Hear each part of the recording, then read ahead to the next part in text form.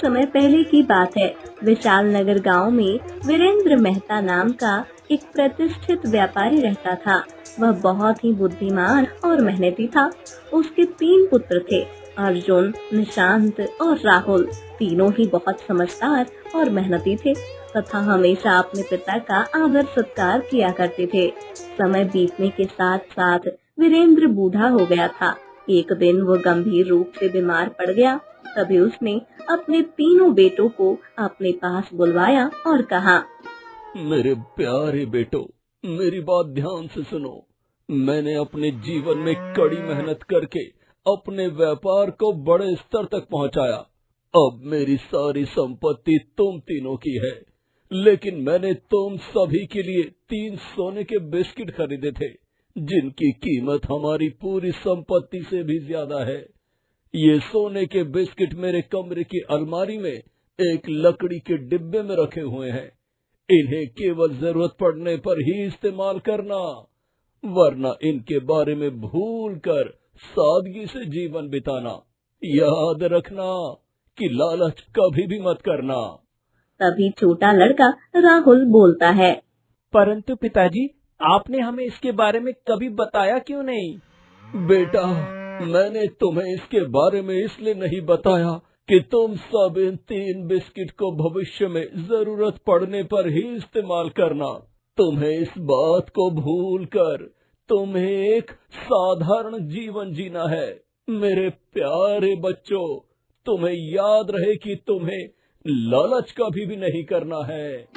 इतना कहते ही वीरेंद्र मेहता की मृत्यु हो गई। तीनों भाइयों ने मिलकर अपने पिता का अंतिम संस्कार किया और फिर एक साथ बैठकर आगे की योजना बनाने लगे। तभी बड़ा भाई अर्जुन बोलता है, मुझे ऐसा लगता है कि हम सबको साथ रहकर हमें पिताजी के व्यापार को मिलकर आगे बढ़ाना चाहिए। मैंने उन सोने के बिस्कुट को उसी अलमारी में सुरक्षित रख दिया है। जब जरूरत होगी तभी हम उनका उपयोग करेंगे। क्या तुम दोनों को कोई आपत्ति तो नहीं है? तभी दूसरा भाई निशांत बोलता है, नहीं भैया, हमें कोई आपत्ति नहीं है। आपका निर्णय सही है। हम साथ मिलकर काम करेंगे और जो आप कहोगे हम वैसा ही करेंगे। फिर इसके बाद वह तीनों मिलकर अपने पिता के व्यापार को साथ मिलकर आगे चलाने लगे और खुशी से रहने भी लगे। परंतु एक दिन सबसे बड़ा भाई अर्जुन बहुत ज्यादा परेशान हो गया। वह घर पर आया। उसे परेशान देखकर दूसरा भाई निशांत ने पूछा, क्या हुआ भैया, आप परेशान क्यों लग रहे हो? कोई परेशानी है क्या? तभी बड़ा भाई अर्जुन बोलता है, भाई, पिताजी के जाने के बाद से हमारे व्यापार में काफी दिनों से नुकसान हो रहा है। हमें और भी कच्चा माल खरीदना है, जिसके लिए हमें काफी पैसों की जरूरत होगी। तभी निशांत बोलता है, भैया, आप ज्यादा परेशान मत हो, ये सब जल्दी ही सही हो जाएगा। तभी राहुल ने कहा, भैया, ऐसे ही मुश्किल समय के लिए तो पिताजी ने सोने के बिस्किट रखे थे। हम उन्हें बेचकर व्यापार को फिर से खड़ा कर सकते हैं। निशांत, तुम क्या सोचते हो इसके बारे में? तभी निशांत बोलता है, हाँ भैया, हम सोने के बिस्किट का उपयोग करेंगे। आपको घबराने की जरूरत नहीं है। तभी अर्जुन दोनों भाइयों से कहता है, ठीक है भाइयों, अगर तुम दोनों चाहते हो कि मैं इसका उपयोग करूं, तो मैं भी अभी सोने के बिस्किट लेकर आता हूँ। अर्जुन अलमारी में से सोने का बिस्कुट निकाल कर ले आया और फिर उसने अपने भाइयों के सामने ही उसने डिब्बे को खोला। वो तीनों भाई यह देखकर हैरान हो गए कि इसमें सिर्फ 2 ही सोने के बिस्कुट थे। यह देखकर बड़ा भाई अर्जुन बोला, भाई, इसमें से एक सोने का बिस्किट कहाँ गया? इसके बारे में तो हम तीनों के अलावा और किसी को भी नहीं पता था। तभी निशांत बोलता है, भैया, क्या आप हम दोनों पर शक कर रहे हो? आपको हम पर विश्वास नहीं है? मुझे तो तुम दोनों पर विश्वास है, लेकिन समझ में नहीं आ रहा कि मेरे से गलती कहाँ पर हो गई। लेकिन चोर तो हम तीनों में से ही कोई एक है, लेकिन हम एक दूसरे को दोषी नहीं ठहरा सकते। तभी छोटा भाई निशांत बोलता है, भैया, लेकिन इसका कोई ना कोई उपाय तो निकालना ही पड़ेगा। आप कहें तो मैं एक उपाय बताऊं आपको। कैसा उपाय निशांत, बोलो। भैया सुनो, हम में से जिसने भी सोने के बिस्किट लिए हैं, वो हो सकता है कि गलती से ले लिए हों। हम में से अभी तो कोई नहीं मानेगा, लेकिन एक दिन का समय लेते हैं। जिनके भी पास एक सोने के बिस्किट हैं, वो कल सुबह तक इसी डिब्बे में वापस रख दें। तभी अर्जुन बोलता है, लेकिन हम तीनों में से किसी ने भी सोने का बिस्किट नहीं लिया है, तो फिर क्या होगा? तभी छोटा भाई निशांत सोच समझकर बोलता है, भैया, अगर कल सोने का बिस्किट नहीं मिला तो हम राजा के पास जाएंगे। अब वही निर्णय करेंगे कि सोने का बिस्किट कहाँ गया। तीनों भाइयों को यह उम्मीद थी कि कल तक सोने का बिस्कुट मिल जाएगा। वो सभी सोने का बिस्कुट की मिलने की उम्मीद रखते हुए जाकर अपने बिस्तर पर सो जाते हैं। अगले दिन जब बड़े भाई अर्जुन ने उस डब्बे को खोलकर देखा तो उसमें सोने के 2 ही बिस्कुट थे। तीसरा बिस्कुट अभी भी वापस नहीं आता है। तभी बड़ा भाई अर्जुन बोलता है, अरे, इसमें तो अभी भी सिर्फ 2 ही सोने के बिस्किट हैं। तभी छोटा भाई निशांत बोलता है, अब हमें राजा के पास चलना चाहिए। अब वही इस समस्या का समाधान बता सकते हैं। तीनों भाइयों को एक दूसरे पर संदेह था, लेकिन उन्होंने अपने संदेह को एक दूसरे के सामने प्रकट नहीं किया। वह लोग राजा दरबार की तरफ निकल पड़े और राजा के सामने जाकर खड़े हो गए। उन्होंने अपने सोने के बिस्कुट गुम हो जाने की समस्या राजा के सामने रख दी। तभी राजा बोलता है, मैं आप सबकी बात समझ गया। आप तीनों सगे भाई हो और आप तीनों के अलावा और कोई भी नहीं था। इन सोने के बिस्किट के बारे में ये एक बहुत बड़ी मुश्किल स्थिति है। मुझे जांच के लिए अब थोड़ा समय चाहिए। जब मुझे दोषी मिल जाएगा तो मैं आप लोगों को बता दूंगा। तब तक आप लोग इंतजार कीजिए, मैं जल्दी ही फैसला सुनाऊंगा। तभी बड़ा भाई अर्जुन बोला, धन्यवाद महाराज जी, हम आपके फैसले का इंतजार करेंगे। वो तीनों भाई राज दरबार से चले गए। तभी महाराज जी सोचने लग जाते हैं। तभी मंत्री यह देखकर महाराज जी से बोलते हैं, महाराज जी, मुझे लगता है कि आप ये सोच रहे हैं कि इन तीनों में से अपराधी कौन है। महाराज जी, मुझे तो वे तीनों ही निर्दोष लग रहे हैं। मंत्री जी, सवाल ये है कि आखिर चोर कौन हो सकता है? क्या उनके घर में कोई बाहर से चोर घुसा होगा? मंत्री जी, इस समस्या के बारे में आप क्या सोचते हैं? मुझे आप अपनी राय बताइए। तभी मंत्री जी बोलते हैं, महाराज जी, मुझे उनके घर जाने की आज्ञा दीजिए। मैं वहाँ जाकर समझ जाऊंगा कि आखिर समस्या कैसे उत्पन्न हुई। तभी महाराज जी बोलते हैं, जी मंत्री जी, आप जाइए उनके घर और पता करके आइए कि समस्या उत्पन्न कैसे हुई। ठीक है महाराज जी, मैं अभी उनके घर के लिए निकल जाता हूँ। मंत्री उन तीनों भाइयों से मिलने के लिए उनके घर पर चले जाते हैं।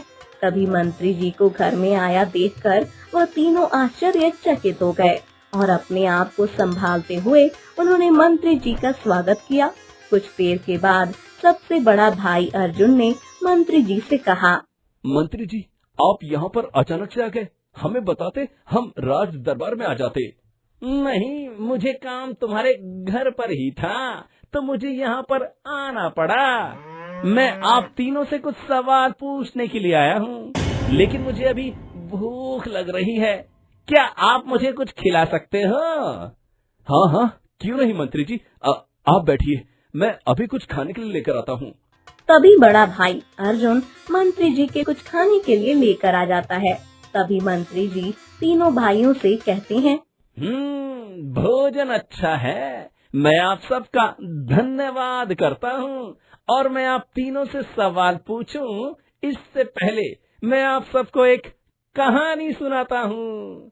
जब मंत्री जी ने कहा कि वो उन तीनों को कहानी सुनाएंगे तो तीनों भाई बड़े ही हैरान हो गए।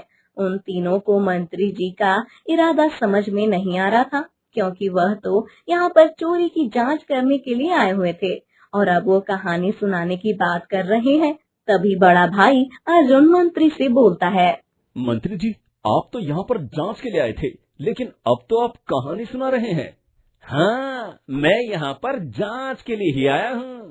पहले तुम सब ये कहानी सुनो। बहुत समय पहले की बात है। अशोक नाम का एक राजा रहता था। उनकी एक बेटी थी जिसका नाम राजकुमारी प्रीति था। वो गुरु जी से अपनी शिक्षा प्राप्त कर रही थी। अब वो विवाह के योग्य हो गई थी। उसके पिता ने उसको गुरुकुल भेजना बंद कर दिया था। एक दिन राजकुमारी प्रीति अपनी शादी की खबर बताने के लिए अपने गुरु से मिलने गई और कहने लगी, प्रणाम गुरुदेव, इतने वर्षों तक आपने मुझे जो शिक्षा दी उसके लिए मैं आपकी बहुत आभारी हूँ। मैं इस बक्से में आपके लिए कुछ कीमती सामान लेकर आई हूँ। इसे गुरु दक्षिणा के रूप में आप स्वीकार कीजिए और मुझे मेरे आने वाले भविष्य के लिए आशीर्वाद दीजिए। तभी गुरुदेव बोलते हैं, राजकुमारी प्रीति, इन सभी उपहारों को वापस ले जाओ।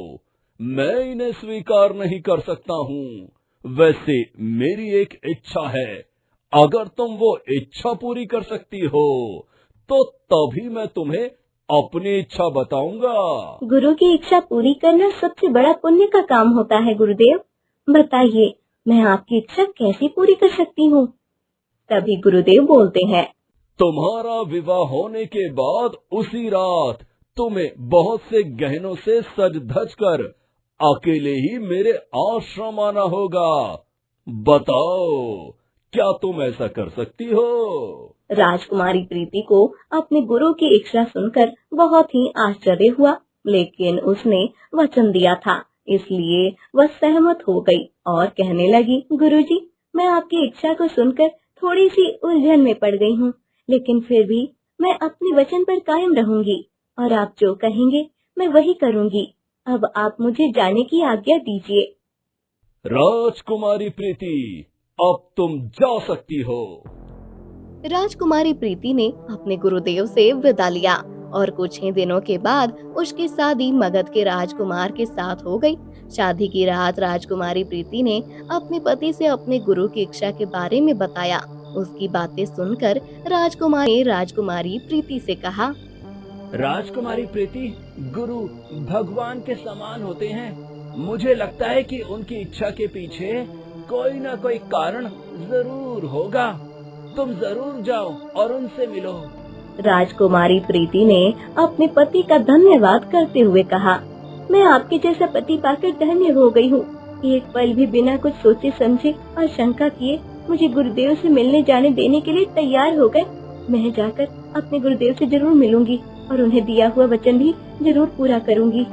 राजकुमारी प्रीति ने खुद को गहनों से सजाया और पति की आज्ञा लेकर अपने गुरु से मिलने चली गई।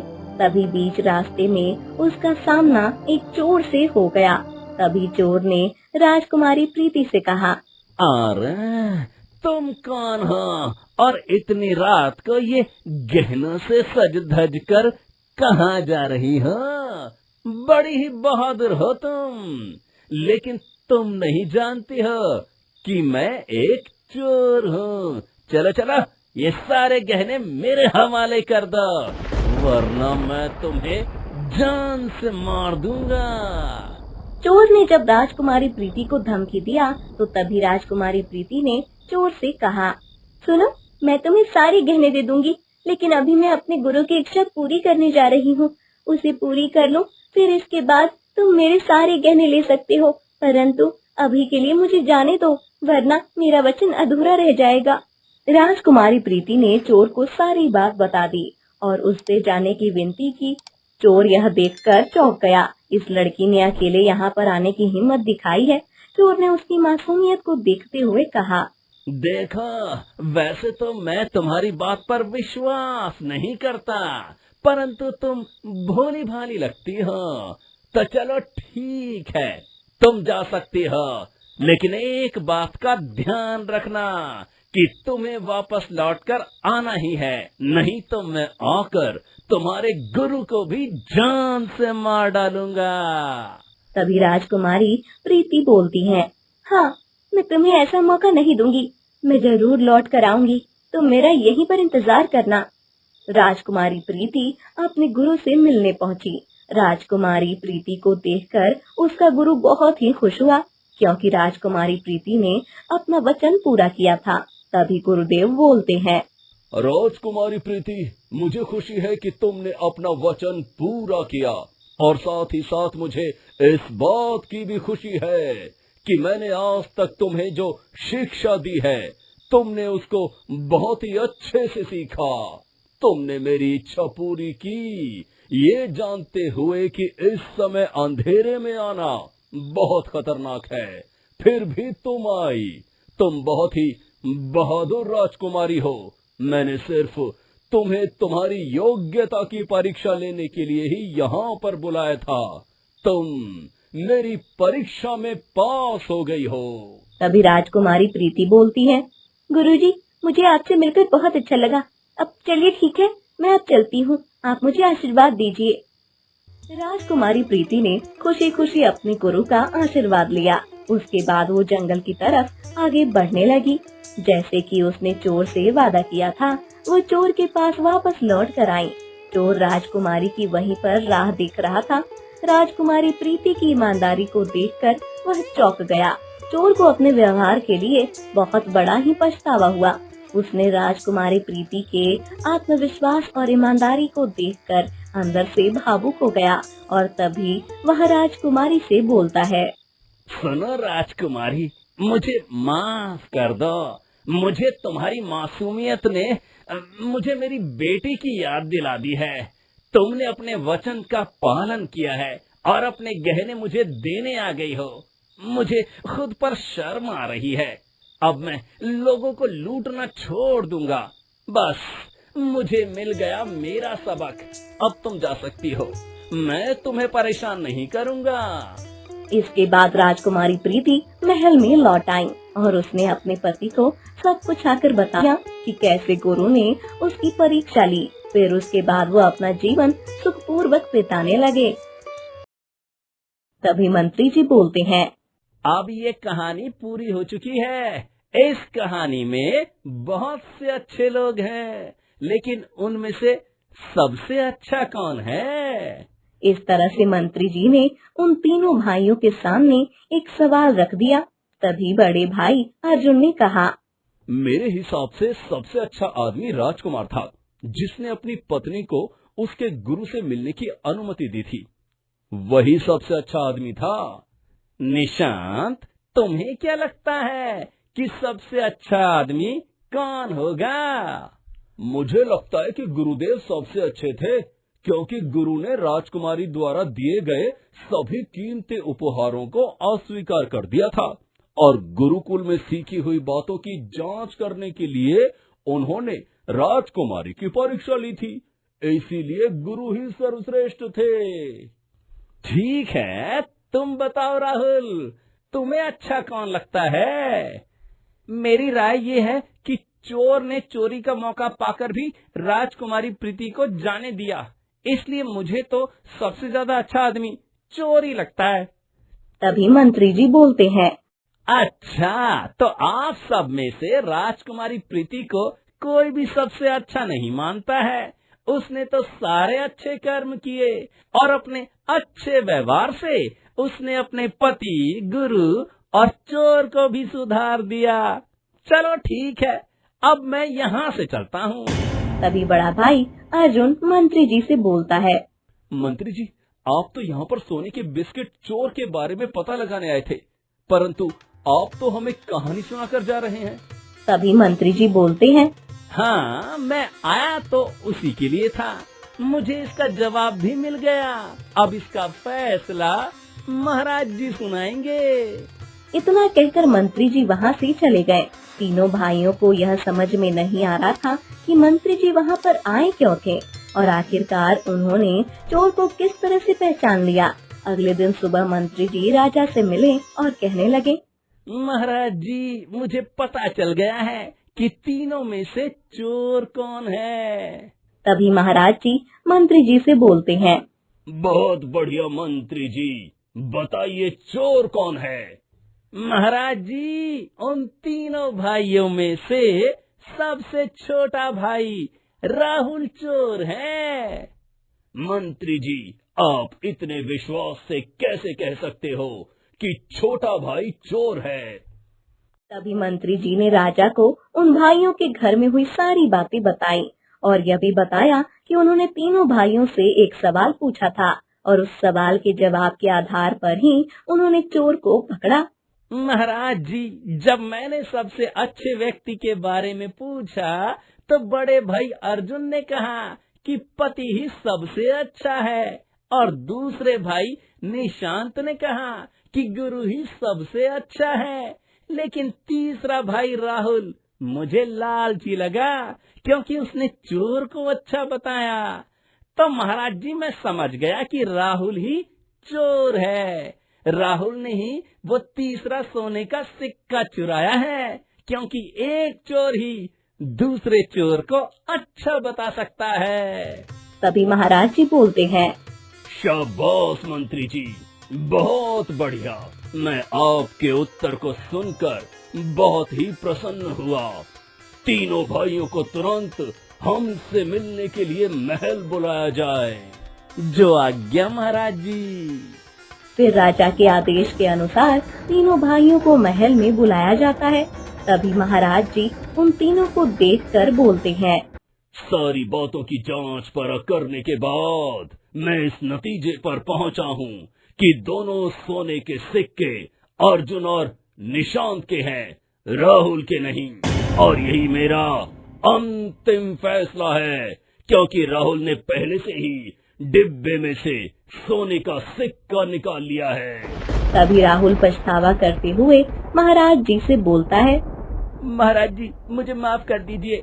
आज के बाद मैं ऐसी गलती दोबारा से कभी भी नहीं करूँगा। राहुल, माफी मुझसे नहीं, तुम अपने भाइयों से मांगो जिन्होंने तुम पर इतना विश्वास किया।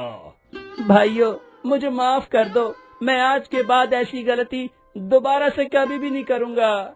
तभी बड़ा भाई अर्जुन बोलता है, राहुल, तुम मेरे सगे भाई हो, इसलिए मैं तुम्हें माफ करता हूँ। अगर तुम्हारी जगह कोई और होता तो मैं उसे जरूर सजा दिलवाता। फिर वह तीनों भाई अपने घर पर आ जाते हैं। फिर इस चोरी के बारे में आगे कभी चर्चा नहीं करते हैं। फिर अपने पिताजी के संपत्ति को सामान्य रूप से बांट लेते हैं और वह तीनों भाई खुशी खुशी रहने लग जाते हैं। अगर आपको हमारी वीडियो अच्छी लगी हो तो लाइक, शेयर और सब्सक्राइब कीजिए और कमेंट बॉक्स में अपना सुझाव दीजिए। अपना कीमती वक्त निकालने के लिए धन्यवाद।